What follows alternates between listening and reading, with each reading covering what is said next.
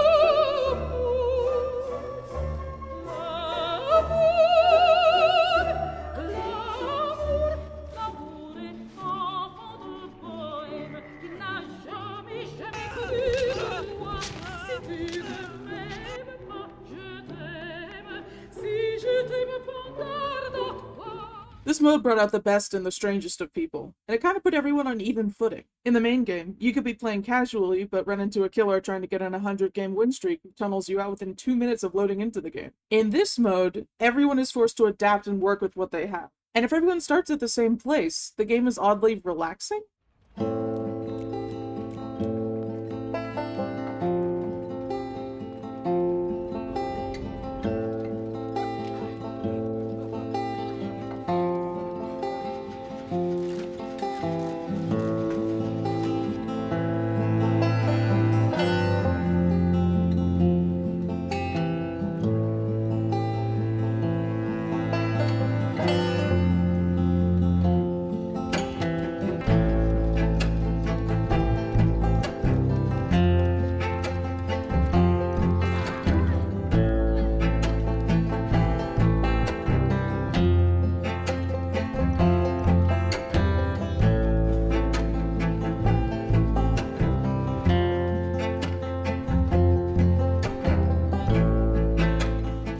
Chaos Shuffle has addressed an ignored issue of there being way too many fucking perks that are either terrible or do nothing. I realized when I was playing Survivor, why am I getting so many bad perks and so few good ones? Because there are like 20 meta perks, and everything else is swept under a rug and forgotten about. So statistically, you're way more likely to get a build featuring awful perks like This Is Not Happening or Red Herring than you are to get a solid Exhaustion or Information perk. I love the variety and the options that you get to have when you play Dead by Daylight, but I also love everything having a use. And literally all of Wraith's perks don't have a use. And most hexes don't work on their own. Okay, well now I need to show you all the awful builds I got. I've got a perk tier list here, and we're going to rate all of our builds according to the tier list. We've got ratings A through F, with the A perks being worth 5 points, and the E perks being worth 1 point. Here's an example. Beast of Prey is C tier, Genetic Limits is D tier, Lightborn is C tier, Trail of Torment is B tier. So that adds up to 12 out of 20. Not great, but it's okay, right? Let's look at another one. Mindbreaker, B, Trail of Torment, B, Predator, F, Eruption, B. That's 13 out of 20. Okay, I mean, we're getting better, but let's go ahead and quantify all the killer builds I got.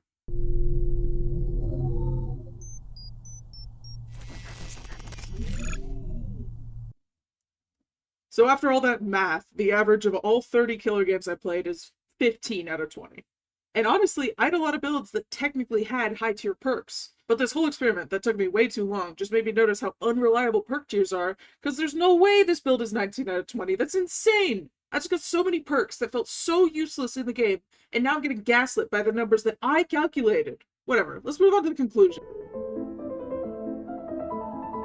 This has been a really fun game mode with its many ups and downs. Ultimately, I don't think it should be a permanent fixture because that would A, split up the player base, and B, it would get old quickly. Plus, we need room for more interesting game modes. I think of these modifiers as a break from the base game, but the point of a break is for it to be temporary. So as glad as I am to see that they extended how long Chaos Shuffle will be in the game, I will be glad to see it go. It was fun, for a lot of people, but all fun things must end. Except for 2v8, that mode better stay in the game forever.